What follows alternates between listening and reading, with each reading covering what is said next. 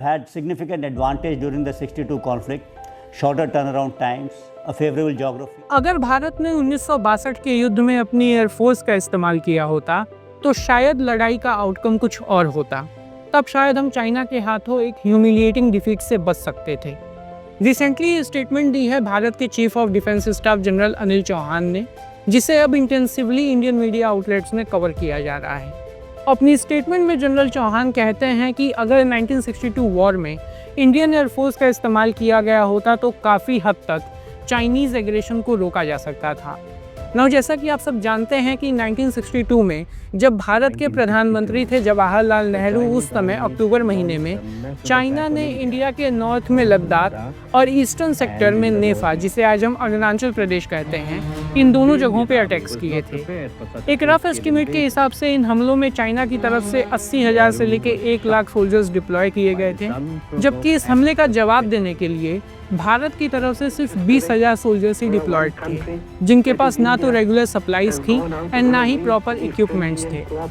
उस समय भारत में जो cabinet committee on security CCS थी, इन लोगों ने डिसाइड किया था कि इस पूरे वॉर के दौरान इंडियन एयरफोर्स का रोल ऑफेंसिव के लिए नहीं रखा जाएगा। इंडियन एयरफोर्स सिर्फ सप्लाई मैकेनिज्म एंड ट्रांसपोर्टेशन तक ही सीमित रहेगी। अपनी स्टेटमेंट में जनरल चौहान ये बताते हैं कि तब शायद इस डिसीजन के पीछे ये सोच थी कि अगर इंडिया अपनी एयरफोर्स का इस्तेमाल करता है तो ये बैटल एस्केलेट हो सकती है, जो हम बिल्कुल भी नहीं चाहते थे, क्योंकि तब भारत एक बड़ी वॉर के लिए बिल्कुल भी प्रिपेयर नहीं था।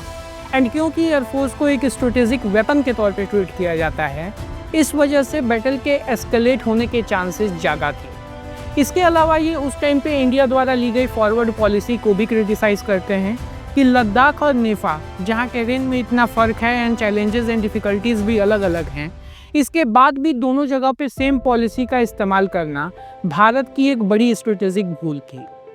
इसके बाद ये बताते हैं कि ऑपरेशन सिंदूर ने इंडिया में एयरफोर्स एंड एयर पावर को लेके जो एक पर्सपेक्टिव है, उसे पूरी तरीके से चेंज कर दिया है। पहले जहां एयरफोर्स को एक एस्केलेटरी फैक्टर के तौर पे देखा जाता था एंड उसकी डिप्लॉयमेंट को बहुत जल्दी नहीं किया जाता था, आज एयरफोर्स इंडिया की फर्स्ट लाइन ऑफ डिफेंस के तौर पे काम करती है।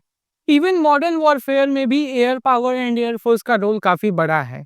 जिस भी देश के पास एयर सुपीरियरिटी है, वॉर में उसके पास एक अपर हैंड होता है।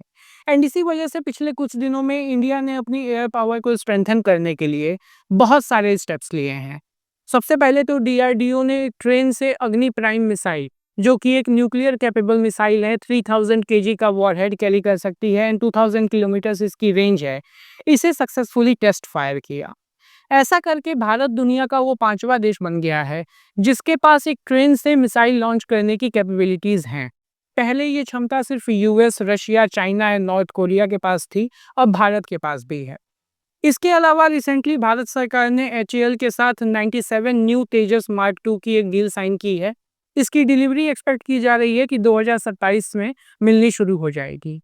इसके अलावा भारत के 5th generation fighter jet AMCA को भी लेके अपडेट है। प्राइवेट सेक्टर की एक बड़ी company Larsen and turbo LNT कहते हैं, इसने रिसेंटली कोलैब किया है भारत सरकार की BEL के साथ। अब ये दोनों मिलके भारत के 5th जनरेशन AMCA के ऊपर वर्क करेंगी। हालांकि फाइटर जेट इंजन को लेके अभी भी कोई अपडेट नहीं आई है। This is the end of the video. Do like, share and subscribe to world watch.